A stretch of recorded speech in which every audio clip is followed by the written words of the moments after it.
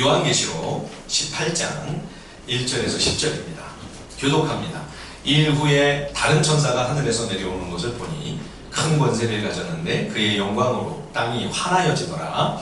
힘찬 음성으로 외쳐 이르되 무너졌도다 무너졌도다 큰 성 바벨론이여 귀신의 처소와 각종 더러운 영이 모이는 곳과 각종 더럽고 가증한 새들이 모이는 곳이 되었도다. 그 음행의 진노의 포도주로 말미암아 만국이 무너졌으며 또 땅의 왕들이 그와 더불어 음행하였으며 땅의 상인들도 그 사치의 세력으로 치부하였도다 하더라. 또 내가 들으니 하늘로부터 다른 음성이 나서 이르되 내 백성아 거기서 나와 그의 죄에 참여하지 말고 그가 받을 재앙들을 받지 말라. 그의 죄는 하늘에서 묻혔으며 하나님은 그의 불의한 일을 기억하신지라. 그가 준 그대로 그에게 주고 그의 행위대로 갑절을 갚아주고 그가 섞은 잔에도 갑절이나 섞어 그에게 주라. 그가 얼마나 자기를 영화롭게 하였으며 사치하였든지 그만큼 고통과 애통함으로 갚아주라. 그가 마음에 말하기를 나는 여호와로 앉은 자요 과부가 아니라 결단코 애통함을 당하지 아니하리라 하니 그러므로 하루 동안에 그 재앙들이 이르리니 곧 사망과 애통함과 흉년이라. 그가 또한 불에 사라지리니 그를 심판하시는 주 하나님은 강하신 자이심이라. 그와 함께 음행하고 사치하던 땅의 왕들이 그가 불타는 연기를 보고 위하여 울고 가슴을 치며 그의 고통을 무서워하여 멀리 서서 이르되 화 있도다 큰 성 견고한 성 바벨론이여 한 시간에 내 심판이 이르렀다 하리로다. 아멘. 예, 계시록 16장에서 마지막 세 번째 일곱 대접 재앙이 다 쏟아졌습니다. 그리고 나서 이제 계시록 17장과 18장은 재앙으로 인하여 무서운 심판과 재난 가운데 처한 바벨론의 상황을 아주 생생하고 적나라하게 보여줍니다. 요한계시록에서 바벨론 그러면 2000년 당시 초대교회에서 사도 요한의 이 편지를 받아들고 읽는 초대교회 성도들은 이 바벨론이 과거 바빌로니아 제국을 가리키는 것이 아니라 그들이 살고 있던 로마 제국을 가리키는 말이라는 것을 초대교회 그리스도인이라면 누구나 알고 있었습니다. 계시록에서만 이렇게 얘기하는 게 아니고요. 베드로전서 5장 13절에 보면 사도 베드로도 교회의 성도들에게 편지를 쓰면서 이렇게 말하죠. 택하심을 함께 받은 바벨론에 있는 교회가 너희에게 문안하고. 예, 바벨론에 있는 교회. 이 로마 제국을 바벨론이라고 하는 이런 별칭으로 이렇게 불렀던 겁니다. 근데 왜 하필 여러 제국들이 많은데 그 중에서 페르시아도 아니고 왜 꼭 바벨론인가? 이 바벨론은 오고 오는 이 땅의 모든 나라 가운데 하나님을 대적하며 하나님 말씀을 거역하고 불순종하는 악한 이 세상 나라의 화신입니다. 바벨론이 이런 부정적인 상징이 된 가장 큰 이유는 아마도 창세기 11장에 바벨탑 사건이 바로 그 발단이 아니겠는가 생각을 합니다. 우리가 바벨을 탑이라고 자꾸 하니까 굉장히 그 당시에 높은 빌딩을 건설했나? 이런 생각을 많이 하시는데요. 바벨은 사실은 탑이 아닙니다. 바벨의 그 탑이라고 하는 것은 탑이 아니고 망대를 말합니다. 고대의 성들은 다 그 성벽 위에 높은 망대가 있었죠.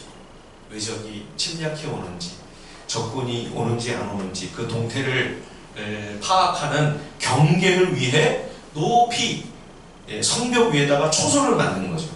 그러니까 바벨의 탑이라고 하는 것은 망대에 불과하고요. 이 바벨이라고 하는 것의 본질은 크고 거대한 도시를 건설한 겁니다. 영어 성경에 보면 city라고 되어 있어요. 그러니까 하나의 나라, 큰 국가를 설립한 거죠. 그런데 이 국가는 하나님 뜻에 복종하지 않는 인간의 왕국입니다. 하나님의 나라, 하나님의 왕국을 건립한 것이 아니고 실상은 인간의 나라요. 더 영적으로 본질적으로는 사탄의 왕국이었던 거죠. 하지만 바벨의 결론은 우리 모두가 잘 알고 있는 것처럼 더 큰 혼돈과 혼란으로 끝나고 다 전부 뿔뿔이 흩어졌죠. 예. 그럼에도 불구하고 이후 세계 역사와 성경의 기록을 살펴보면 죄인들은 끊임없이 그와 같은 반역을 멈추지 않았습니다. 하나님을 계속 거스르며 하나님 말씀에 반하는 그러한 악한 방향을 계속 고집하는 거죠. 인간의 탐욕을 극대화하여 그걸 통해 자기만족을 추구합니다. 스스로의 욕망만을 실현하려고 하는 어긋난 시도를 멈추지 않는 거죠. 그 모든 노력에 총알화할 수 있는 것이 바로 거대 제국의 출현입니다. 세계사를 보면 오리엔트를 최초로 통일하는 아시리아 제국, 성경에 아수르라고 나오죠. 이 아수르로 시작해서 바빌로니아, 이게 이제 바벨론이죠, 그죠? 페르시아, 마케도니아, 그리고 로마 제국에 이르기까지 이 끊임없이 대제국의 야욕을 이루기 위해서라면 어떤 수단 방법 가리지 않습니다. 이렇게 되면 힘 있는 자만 살아남는 거죠. 연약한 나라, 작은 국가, 힘없는 백성들은 무자비하게 짓밟혀 죽어 나갈 뿐만 아니라 어떻게 살아남는다고 해도 그건 살아도 사는 게 아니죠. 승자 독식과 약육강식의 이 바알 우상 숭배의 악한 정신입니다. 사탄적 그 탐욕 추구의 철학과 사상이 그 밑바닥에 깔려 있는 거죠. 이것은 약자를 배려하고 이웃과 함께 서로 섬기며 나누며 같이 사이좋게 살아가라고 말씀하신 하나님의 율법 정신과는 완전 정반대입니다. 이 바벨이라고 할 때 그 벨이라고 하는 것은 고대 근동의 가장 유명한 우상, 신입니다. 그게 이제 가나안 땅에 와서는 뭐라고 불리느냐? 그게 바알입니다. 그러니까 바알과 바알 우상과 벨 우상, 지역이 달라서 글자나 발음만 좀 차이가 날 뿐 그 본질은 같습니다. 동일한 우상이에요. 이 벨, 바알 우상 숭배의 정신과 사상이 뭐냐? 약육강식입니다. 승자 독식을 정당화하는 것이죠. 무한한 인간 탐욕의 추구, 그것이 선이고 그게 정의입니다. 바알주의, 벨 우상의 세계관과 가치관은 성경의 율법 정신과는 완전히 상극이죠. 그래서 하나님께서 이스라엘이 최고 전성기에 이르렀을 때 다윗과 솔로몬 시대에 가면 이제 경제력, 군사력은 물론 모든 면에서 가장 부유해서 세계의 큰 열강들이 감히 이 작은 나라를 함부로 무시하지 못하는 정말 최고 전성기에 이르는 시대인데도 하나님은 다윗과 솔로몬으로 하여금 절대 여러 나라들을 침략해서 무한정 영토를 넓혀가는 제국 건설을 명령하거나 허락하지 않으십니다. 크고 거대한 제국을 이루는 것이 아니라 제국이 아닌 제사장 나라가 되라. 이것이 주의 백성을 향한 하나님의 뜻이죠. 그럼에도 불구하고 세상은 끊임없이 탐욕스러운 우상숭배의 정신과 이 바알주의의 가치관으로 무장하여 예외 없이 제국으로 가려고 호시탐탐 기회를 노리는 거죠. 나중에 이제 이 로마 제국도 멸망하게 되는데요. 그러면 세계사에서 제국의 역사가 사라질까요? 그렇지 않습니다. 이후에도 비극의 역사는 끊임이 없죠. 심지어 20세기에 들어와서까지 제국주의적인 침략과 침탈로 우리도 말할 수 없는 피해를 겪었고요. 그 상처와 커다란 아픔이 아직까지도 남아있지 않습니다. 또 많은 나라와 백성들이 같은 시련을 겪었습니다. 심지어 1차, 2차에 걸쳐 세계적인 대전쟁이 발발했죠. 온 세상이 어마어마한 참화를 겪었습니다.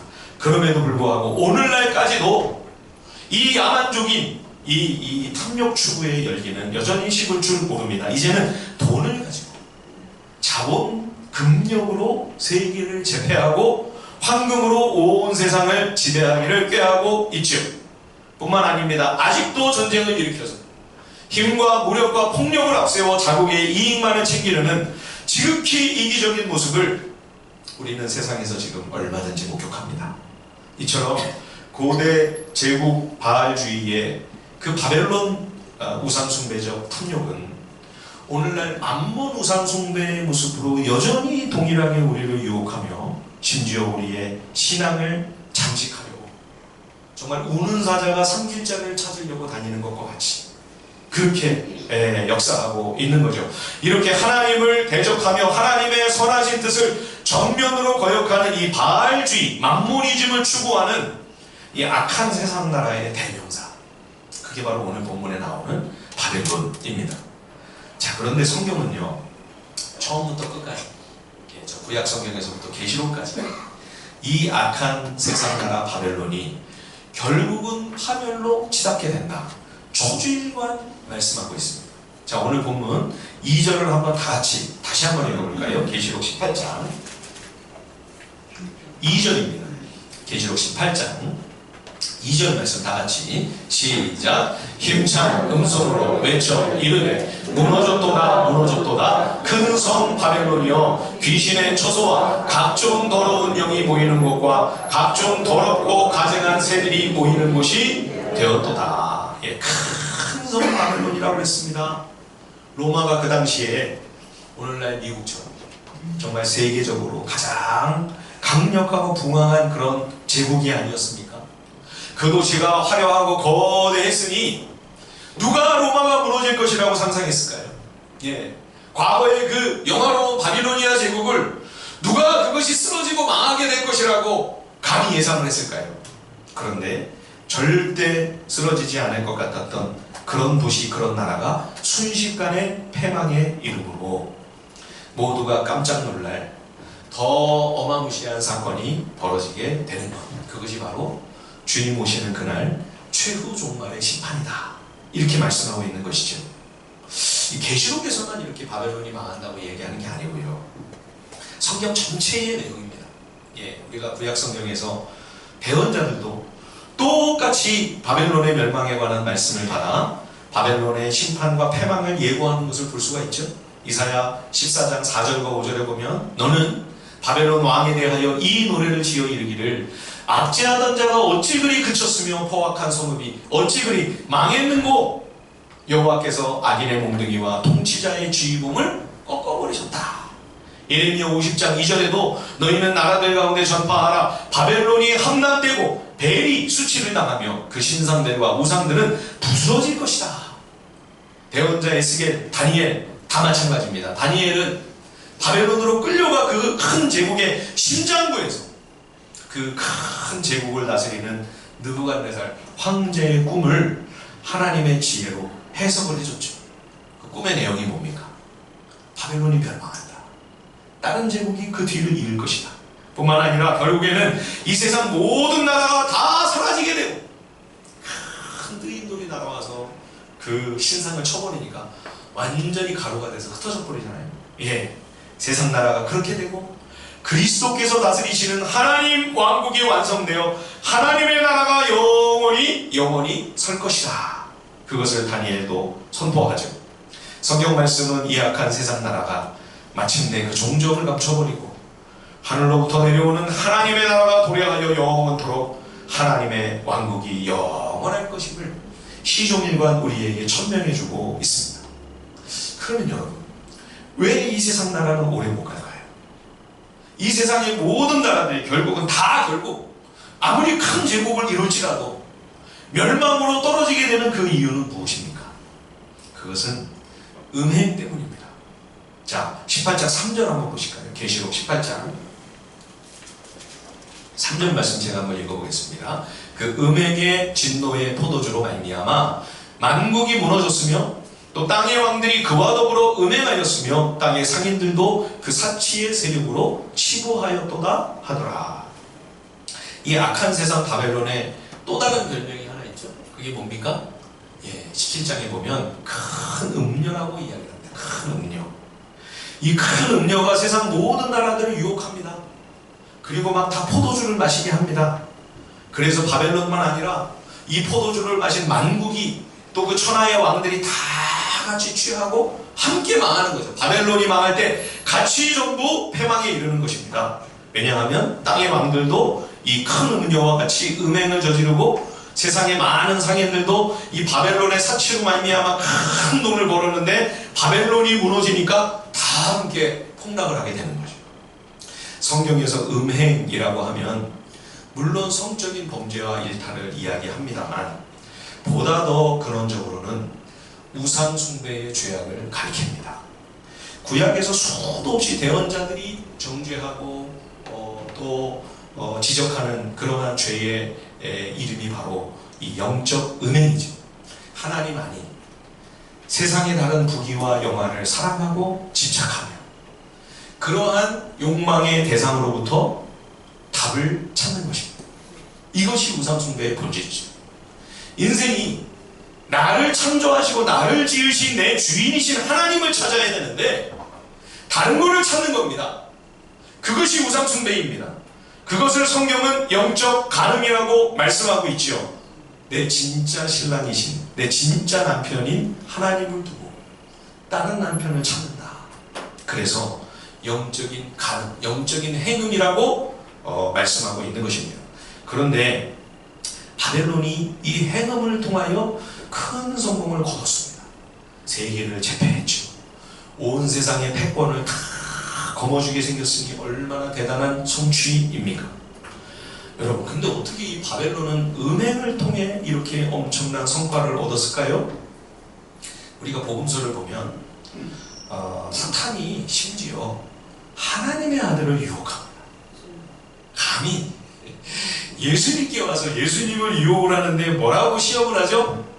그 세상 영광을 다 보여주면서 나한테 네가 경배하면 이 모든 거 내가 다 너한테 주마. 그렇게 하나님의 아들을 예수님을 시험하죠. 예, 여러분, 이게 철저히 빈말은 아닙니다. 완전히 허튼 소리는 아니에요.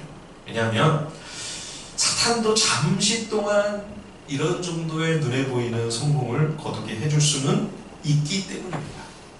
문제는 이 성공이 오래 지속되지 못한다는 사실이죠. 잠깐의 백일봉일 뿐이죠. 그런데 그 얘기는 안 하죠. 이거 잠시 잠깐이면 끝나. 허무한 거야.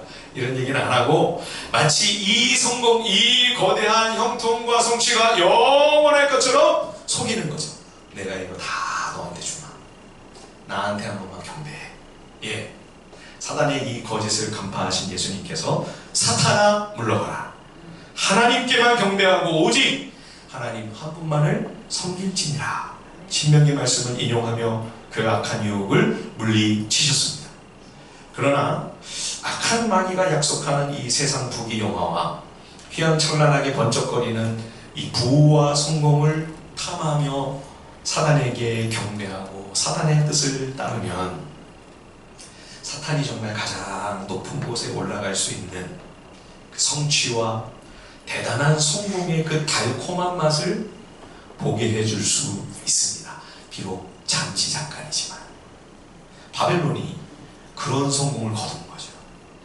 사단과의 음행을 통해 그 높은 최고의 자리에서 잠시 서 있는데 그게 영원할 줄로 착각하고 세상 모든 왕들과 여러 나라들에게 자랑을 하며 목에 막 힘을 주고 있는 거죠.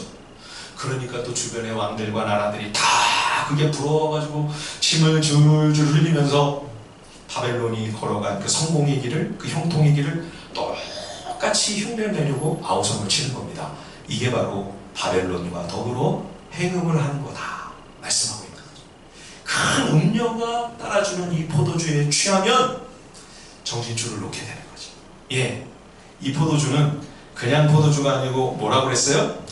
진노의 포도주라고 그랬습니다. 진노의 포도주. 이걸 마시면 사리 판단이 안 됩니다. 분별력을 잃습니다. 영혼이 혼미케 됩니다. 뿐만 아니라 마침내는 하나님의 두렵고 무서운 심판에 이르게 되는 거죠. 바벨론과 같이 망하는 거죠. 그래서 진노의 포도주입니다. 예. 자, 5절 한번 보실까요? 계시록 18장 5절. 그의 죄는 하늘에 사무쳤으며 하나님은 그의 불의한 일을 기억하신지라.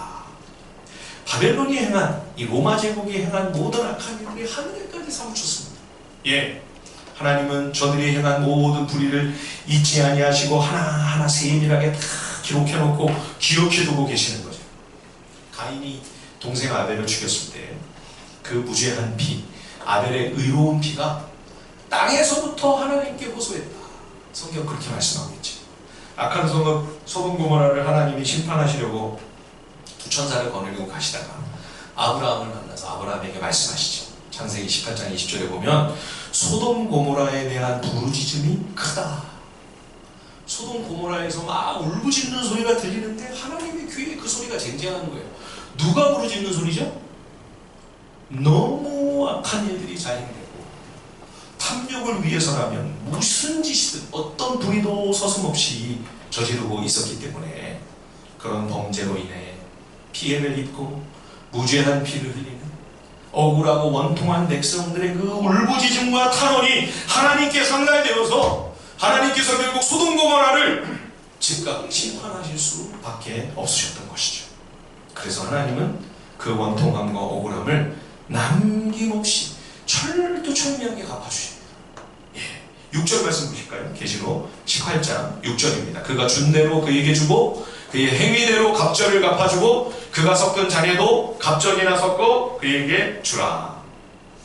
가난하고 힘없는 자들을 짓밟았습니다.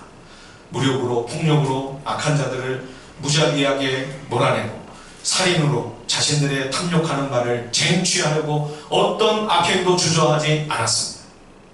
이렇게 많은 사람들의 눈에 피눈물을 흘리게 만들고 자기는 잘 먹고 잘 살겠다고 다른 사람들을 속이고 거짓으로 사기치고 빼앗고 상처받게 만들고 아픔을 주고 무죄한 피를 흘리게 되면 결코 하나님은 그냥 두시지 않습니다.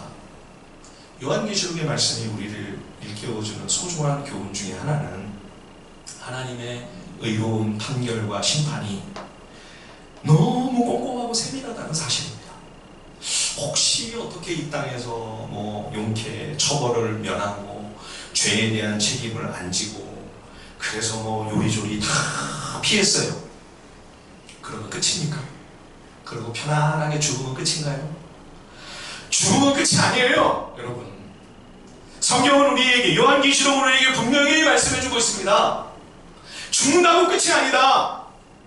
하나님께서 죽은 자들을 다 살려내세요. 전부 살려내셔서 하나님께서 꼼꼼하게 심판하십니다. 이것이 마지막 최후의 흰 보좌의 심판이에요. 우리 거기 한번 읽어볼까요? 계시록 20장으로 한번 가보겠습니다. 거기는 한번 같이 한번 읽어보십시다. 요한계시록 20장 12절부터 15절까지 한번 쭉 천천히 여기 한 목소리로 다 함께 한번 읽어보겠습니다. 계시록 20장 12절로 15절 시작. 또 내가 보니 죽은 자들이 큰 자나 작은 자나 그 보좌 앞에 서 있는데 책들이 펴있고 또 다른 책이 펴졌으니 곧 생명책이라 죽은 자들이 자기 행위를 따라 책들에 기록된 대로 심판을 받으니 바다가 그 가운데서 죽은 자들을 내주고 또 사망과 음부도 그 가운데서 죽은 자들을 내주매 각 사람이 자기 행위대로 심판을 받고 사망과 음부도 불못에 던져지니 이것은 둘째 사망 곧 불못이라 누구든지 생명책에 기록되지 못한 자는 불못에 던져지더라. 아멘. 예, 영원히 불타오르는 꺼지지 않는 불바다 속에 던져집니다. 거기서 죽을 수도 없습니다. 영원토록 고통을 받는 거예요. 이것이 완벽하게 의로우신 하나님의 최종적인 심판입니다. 그러니 여러분, 이 하나님의 공의로운 판단, 이 정의로운 형벌과 심판을 무슨 수로 우리가 피해가겠습니까? 그래서 옛날 어르신들이 그분들이 예수님을 압니까? 예수님을 믿습니까? 아무것도 모르시는데도 뭐라고 하셨나요? 죄 짓고는 못 산다. 저 그 얘기 참 많이 들었습니다. 예, 죄 짓고는 못 산다. 죄 짓고는 못 산다. 예수님을 통하여 내 죄의 문제를 해결받지 않으면 여러분, 내 힘으로는, 나의 의, 나의 노력, 나의 선행으로는 여러분, 이 죄의 문제는 어림도 없습니다. 해결 못합니다. 감당 못합니다.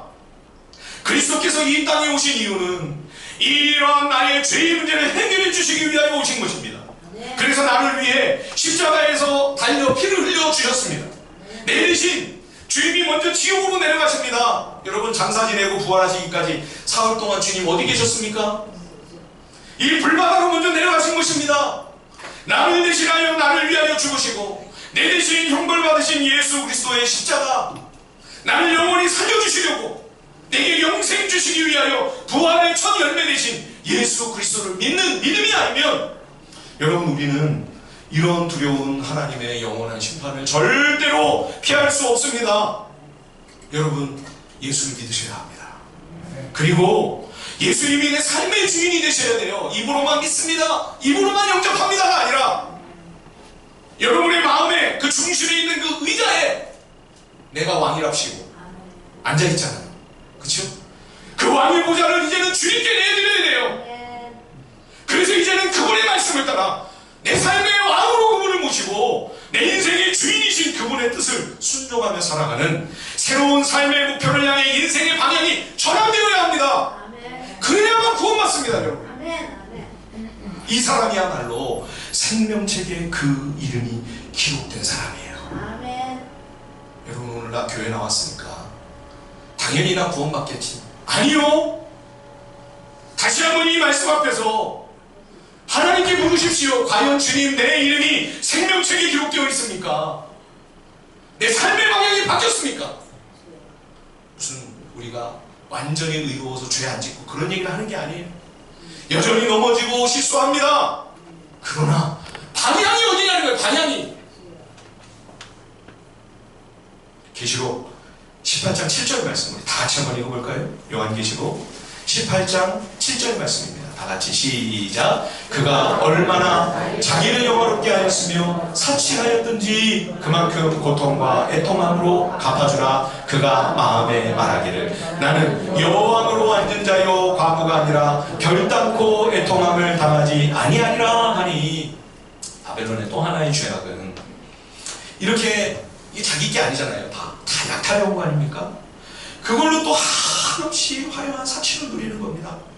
한쪽에서는 다 빼앗겨서 먹을 것이 없이 굶어 죽는데 한편에서는 그 빼앗아서 온 것들을 갖고 한도 끝도 없이 욕심을 부리면서 오직 자기를 치장하고 꾸미는 데만 열중인 거죠. 예, 이웃이야 남이야 죽든지 말든지. 이 사치라고 하는 한자가 있습니다. 예, 오늘 계시록 우리가 읽은 본문에만 사치라는 말이 3번이나 이 단어가 나오는데요. 예, 띄워주셨습니다. 제가 한자가 궁금해서 찾아보니까 놈자자 위에 큰 대가 하나 올라가 있고요. 예, 그리고 이 치라는 말도 사람 인자 옆에 마늘 따자가 이렇게 있어요. 예, 이게 무슨 의미일까요? 예, 나를 훨씬 더 크게 보이려고. 내가 뭐 그렇게 대단하고 그렇게까지 위대하고 훌륭한 사람도 아닌데 어떻게든 나를 더 멋지게 보이려고 그럴듯하게 포장을 해서 내 존재 자체보다 뭔가 더 그럴듯하게 보이고 싶은 이 욕심이고 허영이죠. 예, 치라고 하는 이 글자도 마찬가지입니다. 예, 세상에 좋다고 하는, 귀하다고 하는, 멋지다고 하는 온갖 많은 것들로 나를 꾸미고 장식하고, 예, 이 사치는 탐욕의 끝판왕일 뿐만 아니라 더 큰 문제는 이게 거짓말이라는 거예요. 있는 그대로의 내 모습을 보여주는 게 아니지. 그렇죠? 스스로를 과장해서, 예, 내가 아닌 것들로 그게 나인 양 자랑하려고 하는, 한마디로 거짓말이고 속임수입니다. 사치는 곧 사기인 거죠.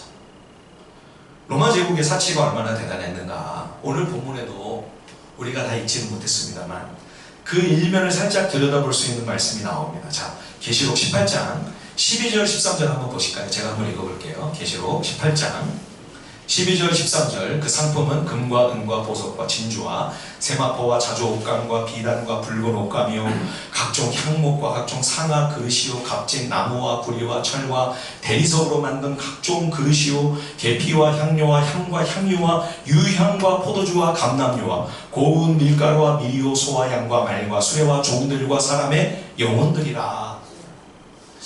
21세기 현대어 성경으로 번역을 하면 어떻게 번역할 수 있을까요? 예, 명품 이름을 여기다 다 갖다 놓으면, 쫙 진열을 해놓으면 아마 우리 자매님들이 아주 환호성을 하실지 모르겠어요. 형제들은 해당이 안 되나요? 예, 형제들이 깜빡 죽을 만한 상품도 있습니다. 여기 수레가 뭐죠? 예, 포르쉐, 테슬라, 예, 이런 거죠.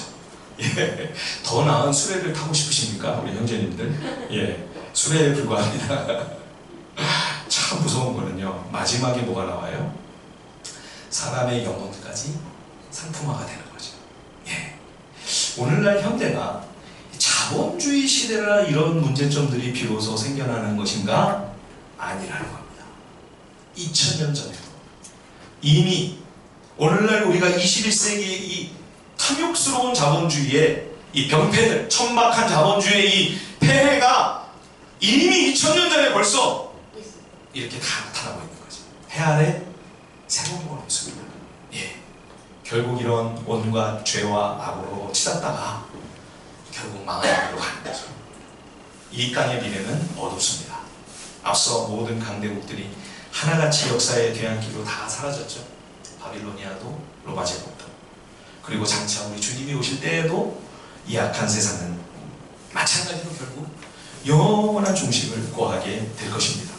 그리고 그 마지막 모습이 너무 허무하고 허탈해요. 예. 자, 오늘 본문 8절에서 10절 한번 같이 한번 읽어보실까요? 계시록 18장 8절, 9절, 10절 다 같이 시작. 그러므로 하루 동안에 그 재앙들이 이르리니 곧 사망과 애통함과 흉년이라. 그가 또한 불에 살라지리니 그를 심판하시는 주 하나님은 강하신 자이심이라. 그와 함께 음행하고 사치하던 땅의 왕들이 그가 불타는 연기를 보고 위하여 울고 가슴을 치며 그의 고통을 무서워하여 멀리 서서 이르되 화이토다 화이토다 큰 성 견고한 성 바벨론이여 한 시간에 내 심판이 이르렀다 하리로다. 여러분, 이런 문명에 이르기까지 얼마나 많은 땀과 노력이 있었겠습니까? 얼마나 많은 희생이 치러졌겠습니까? 그런데 무너질 때는 속절이 없어요. 한순간에, 순식간에 다 쓰러져요. 예. 이번에 우리가 계시록을 묵상하면서 짐승의 수, 인간의 수 666이 대체 뭔가 우리가 수요일날 한번 여러 각도에서 좀 생각을 해봤죠.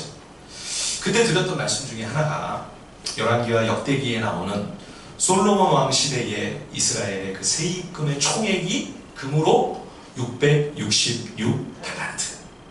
성경에 666이라고 이렇게 딱 숫자로 나오는 거는 어딘가 어느 지파 숫자 세는 거하고, 그 다음에 계시록의 이 666하고, 그 다음에 열왕기와 역대기의 이 솔로몬의 이 세금, 이게 이제 금 666 달란트였다. 그렇게만 이 666이 성경에 나오는 걸로 제가 기억을 합니다.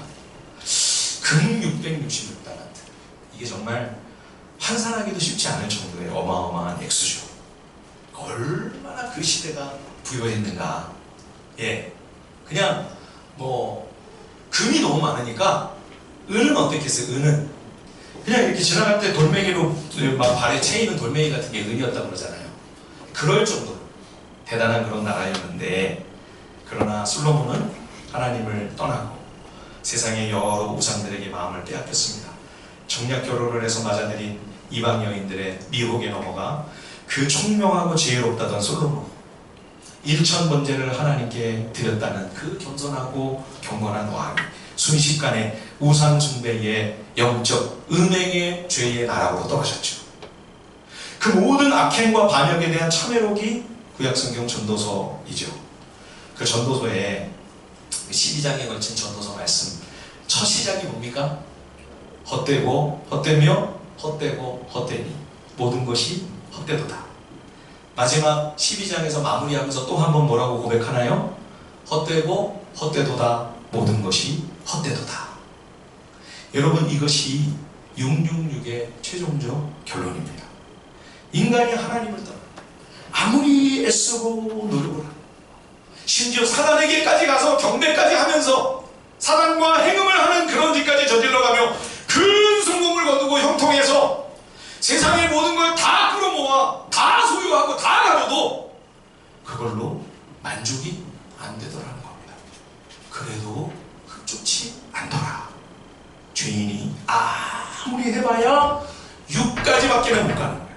하나님의 완전함, 하나님의 완벽한 수준인 그 7에 못 가는 거예요. 애써도 6, 또 더 힘을 써도 6, 마지막 온 힘을 다해서 또 해도 마지막까지 6입니다. 거기에 답이 없다는 거죠. 거기는 진정한 행복의 길이 될 수 없음을 보여주는 겁니다. 그래도 이만하면 대단하지 않냐? 그런데 이렇게 한순간에 순식간에 신기루처럼 사라져버립니다. 여러분, 이것이 우리가 살아가는 세상입니다. 이것이 이 세계의 본질입니다. 인간이 탐하고 욕망하는 이 땅에 속한 모든 것의 실상이 이렇다. 성경 전체를 통해. 마지막 계시록의 이 종지부를 찍으시면서까지 하나님은 우리가 살아가는 이 세상 바벨론의 실체를 선명하게 우리 앞에 폭로해 주시면서, 그래서 이제 마지막으로 당신의 사랑하시는 자녀들에게 이렇게 간곡히 권면하고 계시는 거죠. 자, 4절 우리 같이 한번 읽어보겠습니다. 요한계시록 18장 4절 말씀 우리 다 함께 읽겠습니다. 시작. 또 내가 들으니 하늘로부터 다른 음성이 나서 이르되 내 백성아 거기서 나와 그의 죄에 참여하지 말고 그가 받을 재앙들을 맞이하라. 바벨론에 살고 있고 삶의 터전이 다 바벨론에 있는데 바벨론에서 나와라, 바벨론에서 도망가라, 어디 가서 살라는 거예요? 예, 오늘 이 명령은 물리적인 삶의 자리를 옮기라는 말씀이 아니죠. 오늘 이 말씀은 내 살아가는 인생의 영적인 삶의 방향을 달리하라고 하는 말씀입니다. 내가 지금 최선을 다해 살아가는 모든 인생의 목표, 그 목적이 이 땅 바벨론에 살고 있는 이 바벨론 사람들과는 달라야 한다는 것이죠. 혹시 똑같지 않느냐? 같은 것을 탐하고 같은 것을 목표로 같은 이종표가 표대를 향해 혹시 정신없이 음료에 진노의 포도주에 취하여 정신줄 놓고 아무 생각 없이 살아가고 있지 않느냐 하는 그러한 말씀인 겁니다. 비록 이 바벨론의 발을 딛고 우리는 삽니다. 그러나 새 언약의 백성들, 우리는 어린 양의 신부인 교회입니다. 우리는 동시에 하늘에 속한 하나님 나라 시민이니 비록 이 바벨론을 똑같이 살지라도 바벨론의 세계관으로 우리는 살 수 없는 것이죠. 벨 우상 숭배의 그 철학, 바알주의의 사상과 막모니즘의 그러한 가치관으로 살지 말고 주의 거룩한 율법의 정신을 따라 하나님 말씀을 순종하는 인생의 길을 걸어가라. 이것이 바벨론에서 나와서 바벨론으로부터 도망쳐라. 그 죄악에 함께 절대로 참여하지 말고 그래서 저들이 장차받을 최후의 멸망에 함께 떨어지지 말라고 당부하시는 애절한 우리 주님의 음성입니다. 제가 최근에 제 동년배 의사선생님 한 분을 만났습니다. 저 아랫지방에서 가정의학과 병원에 작은 병원을 운영하고 계시는 원장님이신데 우리 합신 소속 교회 장로님이십니다. 이 원장님이 우리 합신 그 교단의 목회자들에게는 아주 유명한 분입니다. 예, 전에 합신 총장님이셨던 한 분이 편찮으셔서 이 병원에 가서 검진을 했는데 아주 예후가 안 좋은 암을 조기에 발견을 하게 되었습니다. 그래서 그 이후 치료 과정에도 이 원장님의 도움을 잘 받아서 지금은 상당히 건강을 회복하셨어요. 그래서 이제 이후에 이분이 우리 교단의 명의로 소문이 나서 언젠가 어떤 목사님이 한번 갔더니 목사님들이 얼마나 거기 많이 왔는지 그냥 거기서 노예를 해도 될 것 같더라. 예, 저도 가봤습니다만 그 시골에 조그만 병원인데 아주 환자들이 바글바글해요.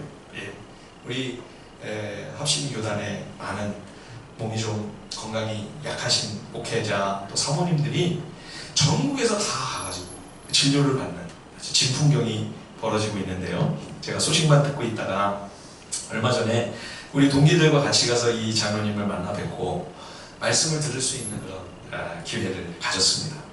이분이 뭐라고 얘기하시냐면 어느 식당에 만약 우리가 언제든 가서 밥을 편히 먹을 수 있는 그런 좋은 식당이기 위해서는 물론 요리도 잘하고 음식도 맛있어야 되겠지만 손님에게 내놓는 그 음식과 자기 가족 식구들이 자기 손자 손녀가 왔을 때 식당에 왔을 때 내놓는 음식이 같아야 된다는 거죠. 만일 손님들에게 음식을 내놓다가 내 사랑하는 식구가 왔는데 그거 말고 다른 거를 만들어서 내놔야 된다면 그 식당은 문제가 있다는 거죠. 예. 근데 이분이 의사 선생님이잖아요. 의사 선생님이 하시는 말씀이에요. 병원들도 의사들도 대부분 똑같다는 겁니다. 환자들을 맞이해서 진료할 때랑 내 가족이 만일 아프다, 내 식구가, 내 사랑하는 자식이 만약 암에 걸렸다, 그러면 일반적인 환자를 치료하고 처방할 때 하고 접근하는 방식과 처치가 달라진다는 거예요. 그래서 이 원장님이 추구하는 게 뭐냐? 우리 병원은 환자들을 비즈니스로 대하지 말고, 이 병원을 가지고 사업하지 말고, 내 친구가 아프면, 내 아내, 내 자녀가 암에 걸렸다면 그러면 내가 어떻게 치료를 해줘야 될 건가? 이 마음으로 환자 한 분 한 분을 진료하자. 제가 말씀을 들으면서 참 장로님께 목사가 은혜를 받았어요. 예, 그리스도인들은 비록 이 캄캄하고 어두운 바벨론을 살아갑니다. 바벨론에 살아가는 모든 사람들이 다 지금 돈의 환장해서 다 비즈니스 마인드로 접근을 합니다. 어떻게 하면 돈을 벌까? 예, 교회도 사업으로 합니다. 교회가 비즈니스가 됐어요. 교회가 돈 버는 사업이 되면 안 됩니다. 우리 성도들이 만약 식당을 운영한다 그러면 내 가족을 위한 밥상을 차리는 마음으로 식당을 운영해야죠. 목사님 그러다가 망합니다. 망하자고요. 그러면 그러다 망하자고요. 그러다고 그렇게 교회를 해서 망한다. 망하면 맞죠. 그러면 망하는 것이 주의 뜻이죠. 바벨론이 다 망하는데요. 그 바벨론에 소망을 두고 바벨론에서 어떻게 돈 벌어서 살아남자, 여기서 어떻게든지 생존해야 된다. 아니요 여러분. 우리가 정말로 살아남을 길은 바벨론의 길을 따라가는 것이 아니라 하나님 나라의 율법의 정신을 따라가는 겁니다. 망하는 길이 주의 뜻이라면 망하십시다 여러분. 망하자고요. 죽자고요. 어차피 한번 죽는 거 아니에요? 어디서 죽든지 어떻게 죽든지 어차피 죽을 거 아닙니까 여러분? 호의호식하면서 똥똥거리면서 살다가 영원한 멸망으로 불바다로 떨어지는 게 무슨 소용이 있습니까? 그 부귀영화가 무슨 의미가 있어요 여러분? 초대교회 성도들은 망하는 길을 택한 겁니다. 이것이 죽는 길이라면 죽자. 우리에게 새 예루살렘, 영원한 새 하늘과 새 땅이 온다. 그 소망을 가지고 끝까지 말씀을 순종하고 믿음을 지킨 겁니다. 여러분 이 사람들이 크리스찬입니다. 이 사람들이 성도예요. 여러분 이 세상 바벨론은 우리에게 참 만족을 줄 수 없습니다. 여기에 답이 없습니다. 이 땅에 속한 무엇에 소망이 있을 줄 알고 이것을 삶의 이정표와 방향으로 삼는다면 여러분 결국은 낭패에 이를 수밖에 없을 것입니다. 우리는 바벨론에서 삽니다만 우리의 진정한 소속은 하나님의 영원한 나라입니다. 교회는 어린 양의 신부입니다. 우리는 주님과 함께 영원토록 왕노릇할 영광스러운 정체성을 가진 하나님의 자녀들입니다. 여러분 바벨론을 살지만 바벨론 사람들처럼 똑같이 살 수 없습니다. 절대. 바벨론에서 나와라. 바벨론에서 도망쳐라. 예. 우리 하나님의 식구들은 바벨론 백성이야. 하늘에 속한 하나님으로 하나님의 사람으로 살아가는 거룩한 주님의 자녀들이 다 되십니다. 주님의 이름으로 축원드립니다. 우리 시간 찬송 한번 부르고